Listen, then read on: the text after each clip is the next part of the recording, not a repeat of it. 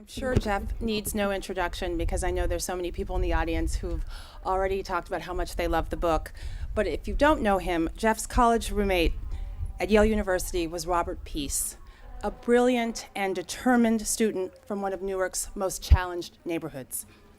Peace's violent and untimely death at the age of 30 prompted Hobbs to research his life, explore the different worlds that he straddled, and write the remarkable and prize-winning The Short and Tragic Life of Robert Peace.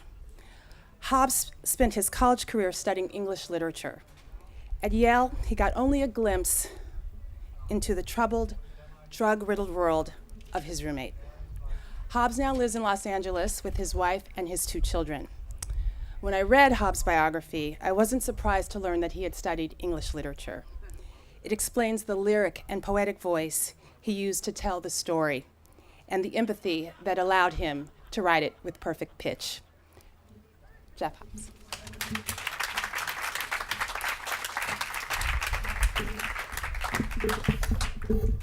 Thank you so much, Dawn, Sue Ellen, Wendy, everybody here, and all of you for coming over. I know we're competing with a very beautiful day, and this is my first time to Martha's Vineyard, and it's beautiful. I seem to be a little bit allergic to it, so I apologize if there are any interruptions.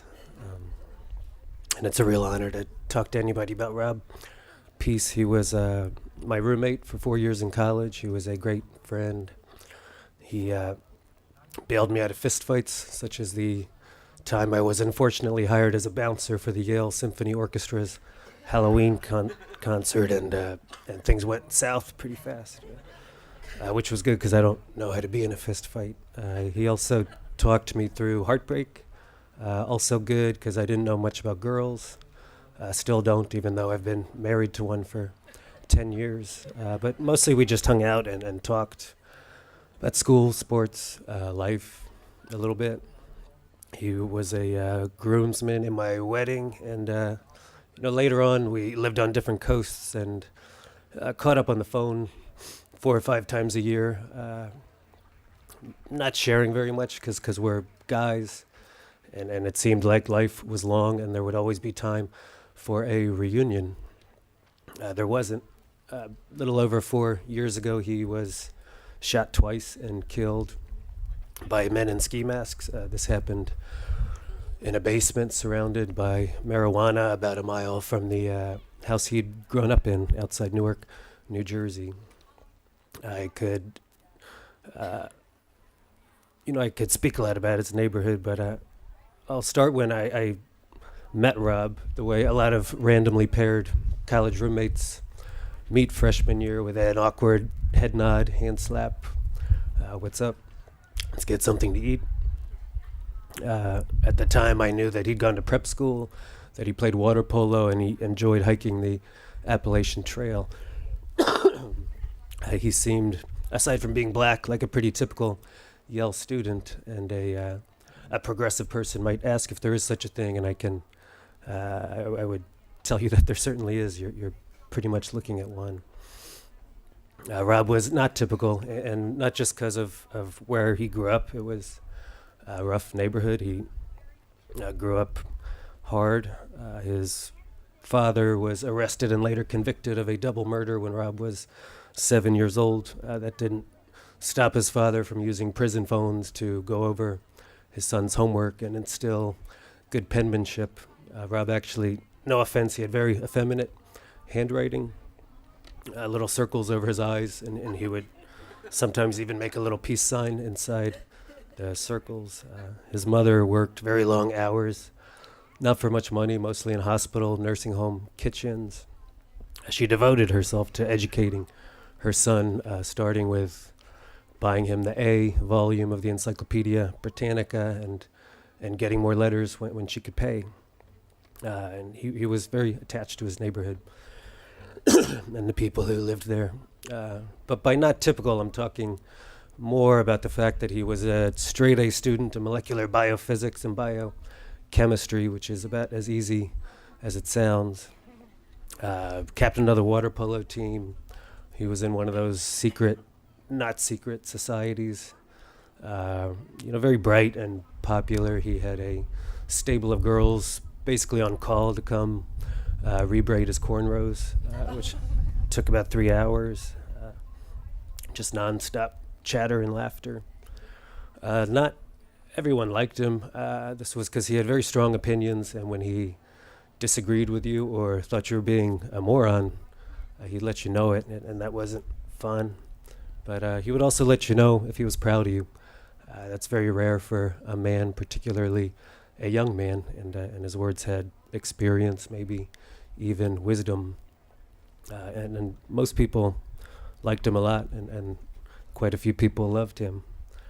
He smoked a lot of marijuana, and he sold marijuana out of his dorm room. He wasn't quiet about it, all pretty casual, and I certainly registered this. It didn't bother me. It seemed like he was never spent any money on himself, so he was saving up for graduate school or building a safety net that maybe he'd never had. Probably not smart or noble, but practical, something he could do. And since this was marijuana and we lived in a college dorm, it seemed safe. Every night he hung up the phone with his mother and said the words, "You're my heart."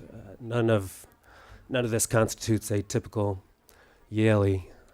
Any negativity, a huge set of discomforts that he experienced in entering a very privileged atmosphere. How to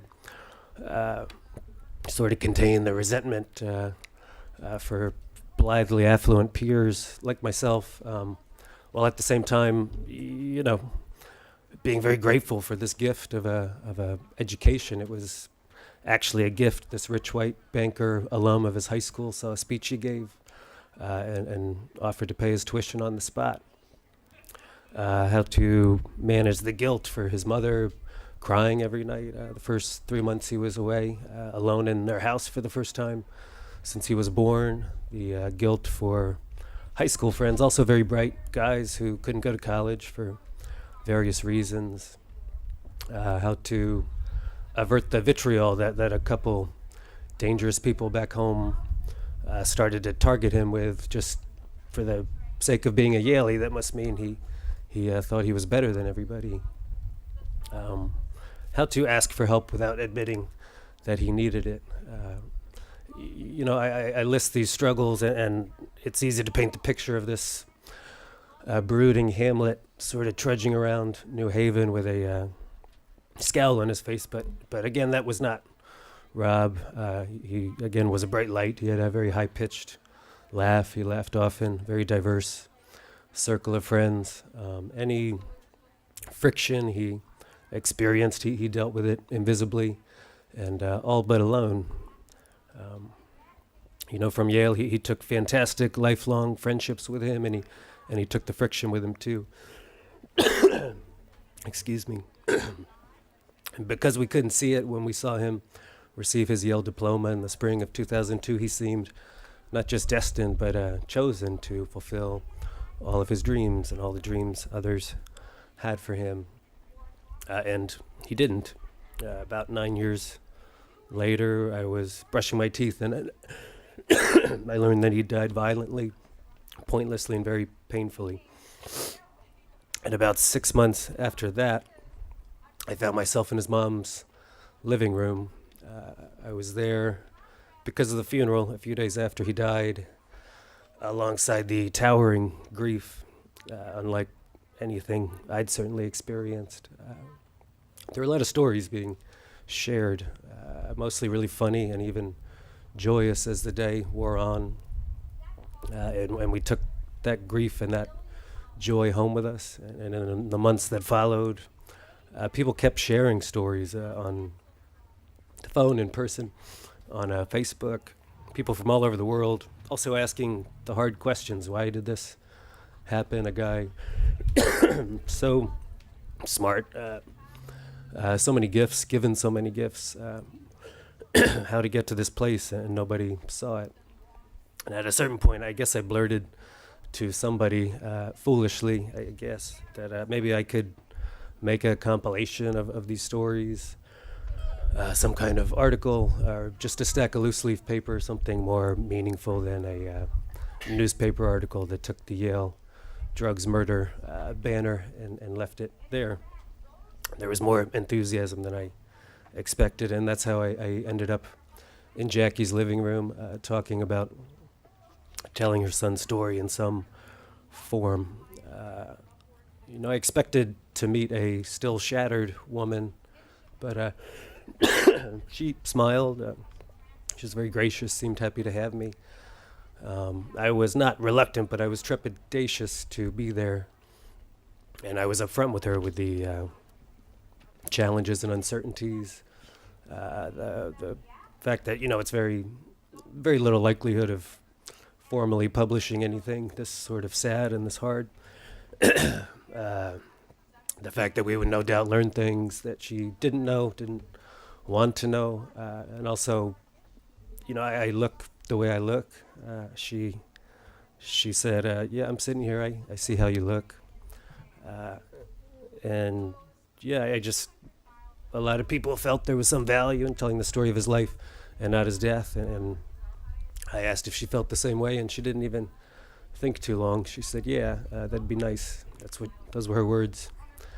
And I think she was just moved that people still cared. So anyway, for what turned out to be 3.5 years, that's what I did. Mostly just conversations in people's kitchens, cars, offices, stoops, drug houses.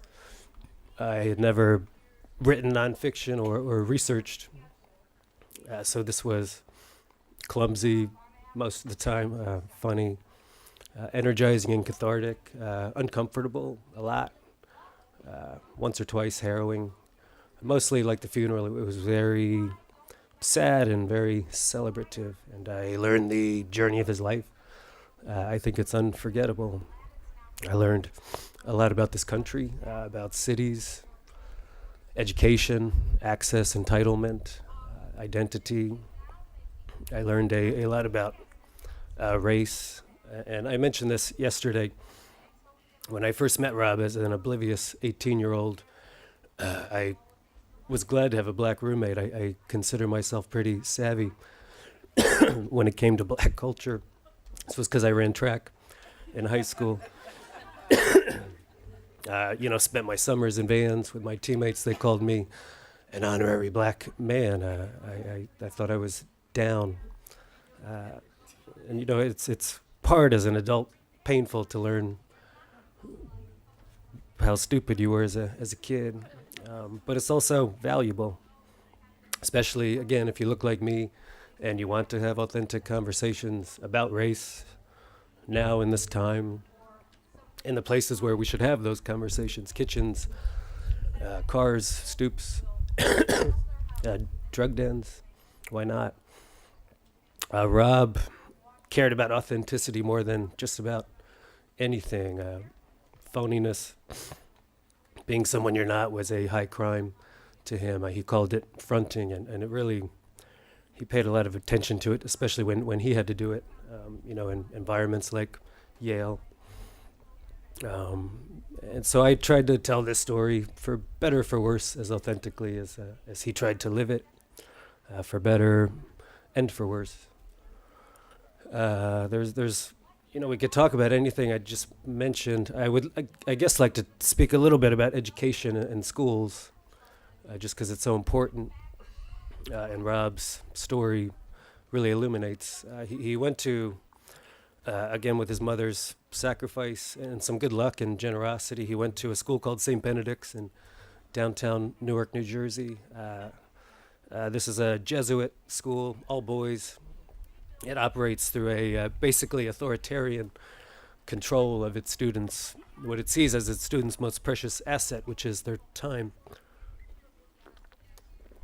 and their discipline. And, in California, our daughter goes to sort of a happy-clappy preschool, and whenever I mention the way the school works to parents, they nod like they're interested, but you can see little glimmers of horror in their eyes as they think about kids being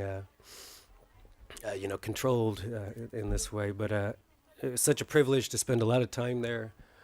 Um, it's this school. It was transformative. Even the school, about 500 kids, again, all boys, 90% black and Hispanic, many from poverty, many more from fractured families, fractured through abandonment, imprisonment, death. These are boys, the guys who run the school are these old monks with beards and spectacles and robes, but also a lot of young teachers, a lot of former students come back and teach. Rob Peace did, in fact. And these boys have grown up, faster than they should, but they're still boys, and they play soccer and hoops, also fencing and water polo. They talk about music and girls, a lot about girls, because it's an all-boys school. 100% of them get admitted to college. Not all of them go, again, for various reasons. And the reason this happens is because the faculty understands that the word help is not productive. If you trying to help a kid, then he feels like he needs help, and then he feels less than. But fully half their life's purpose is sort of managing a lot of unstable home lives, and they do this by keeping the school open and just by being there, talking, understanding. And there were rare kids who showed no symptoms of instability, and Rob was one of those kids. And he went from St. Benedict's to Yale, from a school of 500 to a school of 5,000, a school, again, 90% black and Hispanic to 90% white, a school where there was no free time, to a school where there's loads of free time in college. And a lot of people ask me if Yale failed Rob. Even the president of Yale asked me if Yale failed Rob a couple months ago. And it's hard to answer that question. I mean, I guess yes and no. But part of what I learned spending time there had to do, again, with this word help. Rob, again, very capable student. At the same time, Yale has this, any school, college, high school, has this extensive infrastructure to provide help. It's geared mostly toward kids who might experience a more dramatic transition to college. Writing tutors, cultural counselors, career services, more. And it's all there, and it's free. I mean, it's included in tuition. It's not free, but it's easy to access if you ask. But what I learned is that the kids by far more likely to ask are the affluent kids, the boarding schooler trying to turn an A paper into an A+, the kids who from the first day of their lives were geared to believe that adults exist to help them. And I'm not knocking that. In college, it's maybe the last time in your life where you're surrounded by adults whose, again, their life purpose is to help. But you take a kid like Rob, who from age 7 had to see himself as a functioning adult, and I don't like to psychoanalyze Rob, but it's pretty clear he saw a lot of shame in asking for help, weakness, even the simplest kind of help, like sitting down with a friend and letting them listen. And again, Rob didn't need much help, certainly, and certainly not everyone in college who's uncomfortable is going to struggle later on the way he did. But it's just really important to think about not just institutional resources, but the way young people treat each other. Nobody, again, is coming from boarding school to Yale thinking they're going to make somebody of a different skin color feel bad. But it's very subtle, and I think it really comes down to young people understanding that we all don't experience each moment the same way. It's very simple, but it's easy to forget that. In the meantime, the book has been out about 10 months now, and I've had it's been read a little bit, and that's been very special. More special has been the way it's gotten into schoolrooms, college, high school students.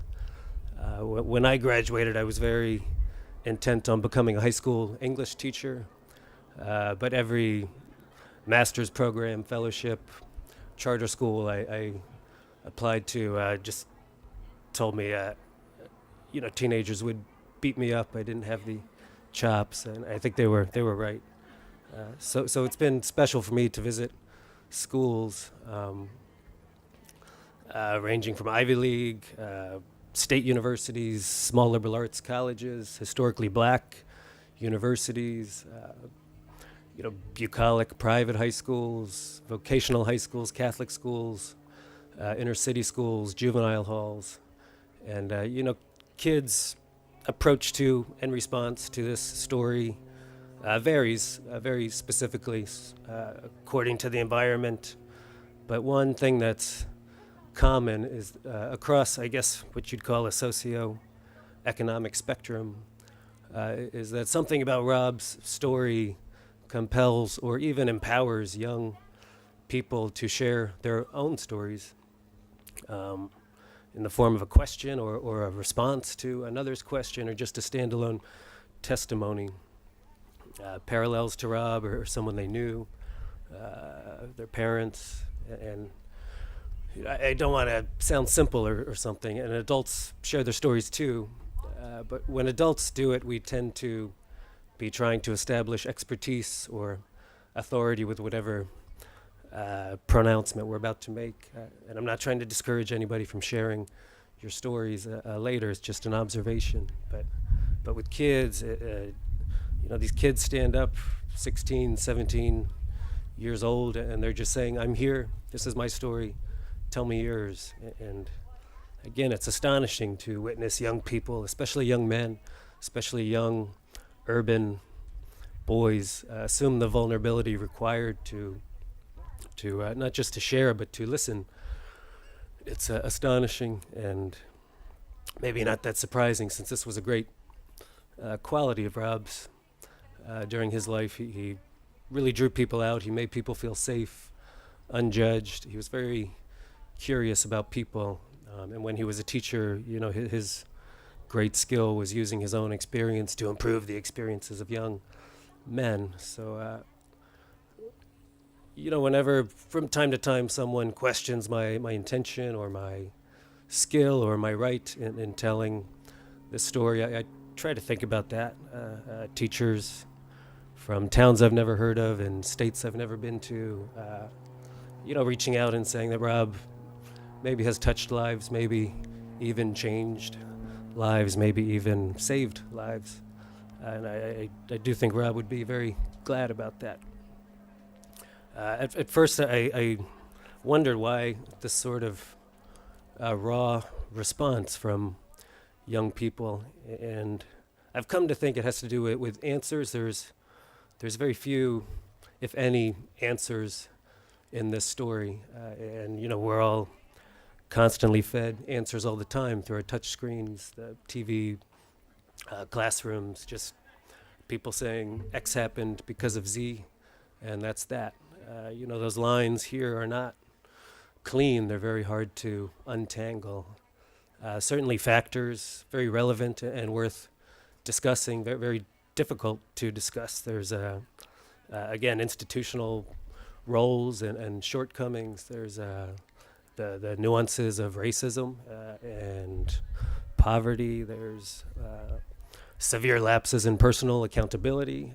Rob made a lot of bad decisions that he was, smart enough not to make, and he made them with very little margin for error. And there's also drug use, drug distribution, a lot of things. But above all that, there's just this guy, this special, complicated, flawed, loving guy who is living day to day, and he's making decisions, most of them probably innocuous as he makes them. He's trying to make sense of the world as it unfolds, and he's trying to sustain what I would call a romantic vision for his life. We all know that romance is very important. We also know that it generates a lot of warped logic and and impossible loyalties, and it doesn't always end well. This is the story of a boy from Orange, New Jersey, who earns admission to Yale, flourishes there, and then he does what pretty much everyone around him tells him not to do. He comes back home. He's there for his friends. He teaches high school. He coaches water polo. He travels. He buries his father. He is present for his mother. He travels and hustles, and he dwells on greater purpose, and he stumbles through his 20s the way most of us have done or will do. And he ultimately places himself within the ever-lurking orbit of ruthless urban violence, and that's a really messy story. It's the story of a Yale graduate who later works at an airport hauling luggage on the tarmac so that he can travel for free. Story of a high school teacher, voted teacher of the year. Again, very good at it, but he spent a lot of those nights, selling drugs in places more dangerous than a Yale dorm. Story of a man who scorns abandonment above all things because of the way he lost his father, and yet, beginning at age 14, without telling anybody, he started spending his free time in county law libraries, researching cases and precedents. He just really trying to free his father from prison. He firmly believed him to be innocent. Knowing what I know now, mostly anecdotal, but it's hard to say Rob was wrong. He was never able to do that. It is messy being a person and having a consciousness and having values, often conflicting values that we use to make decisions. There are so many good decisions, so much good luck, so much generosity, humor, even hope in this story. And there's also a lot of bad luck, a lot of bad decisions. And that's troubling too. We all have bad luck and we all make bad decisions. I've very much made my share. Most of mine have been insignificant. Rob's bad decisions were life-ending due to circumstances he was born into and those he created for himself. If I'd written a book justifying those decisions in the context of how hard his life was, like I said, if Rob thought you were being an idiot, it wasn't fun. He never used any hardships to, excuse anything he did or said, and he wouldn't want anyone else to.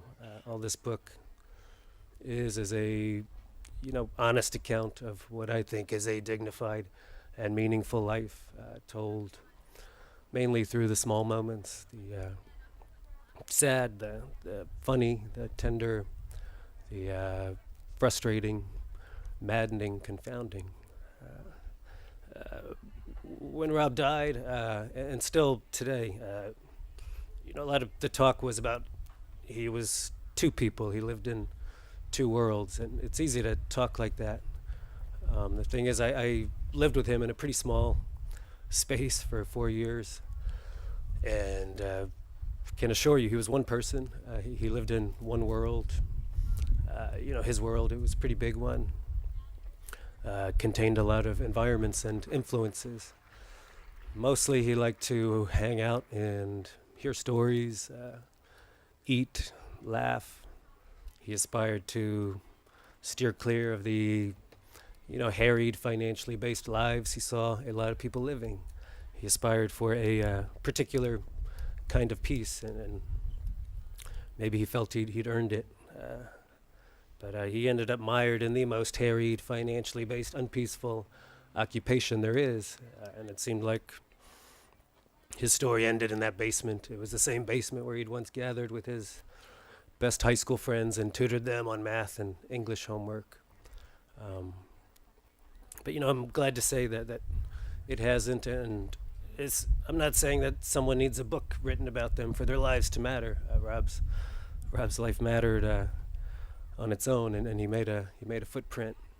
But that first conversation with Jackie, I was sitting there, and I don't have the words to express her dignity, her grace, her courage in doing this, her devotion, her loss. But she said that her lone consolation after losing her only child was that she knew he'd influenced a lot of people. And it's nice to think he continues to influence people here and there in some small way. He certainly did that for me.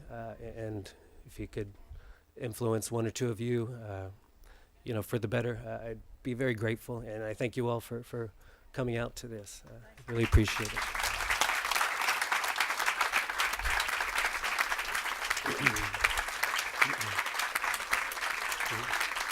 Thank you so much. Questions would be great if anyone has any. I got a question. I'm not sure I need a mic, but Jeff, pleasure to meet you. Oh, thank you, sir. I cried through the book. My claim to fame is I've lived in every orange. Orange, East Orange, West Orange, South Orange. My formative years were in Orange. And Central Avenue separates us from north to south. And I come from a middle-class African-American family. But I spent a lot of time on the north side of Central Avenue, which is where Rob grew up, with projects. It was an amazing city. We had this dense population of African-American middle class, and then we had, because this is a class and race issue, and tremendous poverty on the north side. And a lot of people that lived on our side didn't go to the other side because they were scared, and they would be preyed upon, seriously. I had a good jump shot, so I could go to the other side, seriously. And that actually saved me because I had a good jump shot. And I had parents who were very focused on education as well. And so your book, you told an amazing story, but you told the story of the crisis that still exists in our country in 2015, because there are tons of Robs still today. And I implore everyone in this tent to leave here, because it's an American tragedy that it exists today. And I would hope that everybody would take Jeff's book and become tactical. I'm a business guy, so I strategy to tactic, and do something about it. Don't just say, oh, what a great book. Because it is an American tragedy we are living to this day. And I'm emotional now because I fast forward to today. I coach executives for a living, having had a long corporate life. And I seek out, I prey on African American executive men because they're still in crises in corporate America. And I try and help them and guide them, and it's very a meaningful work for me. And I also work at a historically black school, and I seek out the African American men because we're an endangered species there. My school's about 67% female, and it's getting worse. So you've told the story that now we need to act on. And so I really do applaud you, and don't let them knock you down. I know you're catching a lot of heck because of your color, having written this book. A lot less than you probably think. Oh, good. I'm glad to hear that. But we need to do something, and that's, I'll get off my pedestal right No, now. thank you so much for sharing. Means a lot. I'm sorry? There are a lot of good people, and you say something has to be done. They need to understand some direction. Yeah, what are the tactics, right? Right. Right. So do what I'm doing. I mean, one at a time. I mean, if we all do that, we'll help recreate the family bonds that they all need to thrive and survive. My wife and I, we do it one at a time, and we've saved countless lives as a result. And it can happen, but everybody's got to do it in America. Everyone, because we're all Americans, right? Even with Barack at 1600, we're in crises. It's crazy. To this day that we're still having this conversation. Your book tells the story. Thank you. Thank you so much. Yes, sir. Yeah, I read your book and I thought it was incredibly moving, and I gave it to a lot of people who are doing social change work. And I agree with this gentleman wholeheartedly, but I have a couple of specific questions about Yale because I've done some work with social change kids doing social change work at Yale. The first, when I read your book, I was really troubled about Yale's response to his drug dealing. Mm-hmm. And I'm just curious, I felt like they didn't really do what their responsibility was, and if they had, maybe his life could have been somewhat different. Mm-hmm. It's one. I'm curious what you think about that. And then the second thing is that I think there's an endemic problem with kids who come from poverty in the great schools in America. That's evident at Yale. There are all these programs. There's I can't remember what it's called, but the teacher. There's the mentor program. There's LEAP. More than I. There are endless programs. There's Dwight Hall. All this stuff that's done to help deal with the poverty that exists in New Haven. And my feeling is the Yale administration doesn't focus enough on what they need to do to help the kids who are actually enrolled get the support that they need so that they can go out into life and be fully functioning. I'm curious what you think about that. Thank you so much.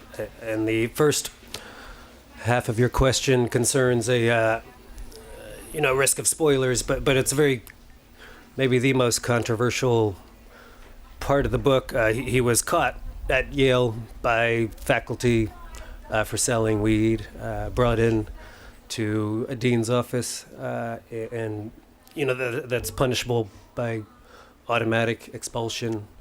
But they didn't do that. They talked to him about it. They said he's better than this. They told him to stop. He said sure. He didn't. And to me that's a very human decision made by the dean. Maybe understanding that you send Rob home, it's a lot more difficult to regroup and sort of get it together again. But there was still no oversight after that, or even if anybody talked to me or his other close friends, we were all very oblivious, as I mentioned, to what he was doing and the ramifications of that. So again, it's one of those things that are hard to answer. If they'd sent him home, who knows what would have happened. But yeah, certainly, and this sort of ties into the second half of your question. I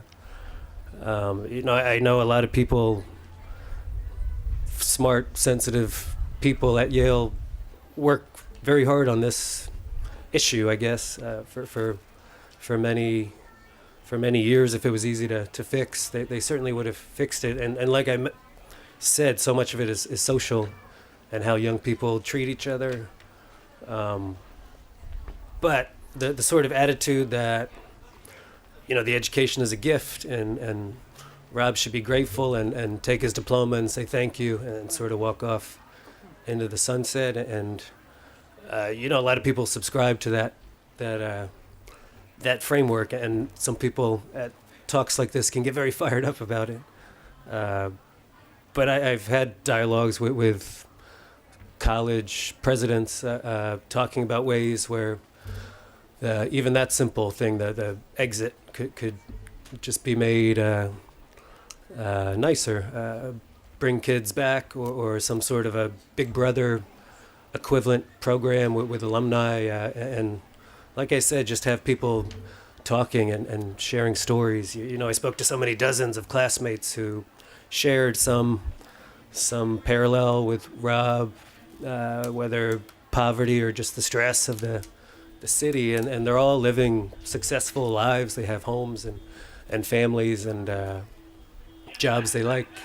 But every single one that I spoke to, once the topic came up through Rob, began to express this very powerful isolation that still trails them 15 years later. And I was friends with them, and I didn't know it. They did not want me to know it, because once you start telling people you feel isolated, then you don't belong, and everybody wants to belong. Sorry, I think we have time for one more question, maybe a quick one, or not. Thank you all so much for coming to this. Really appreciate it.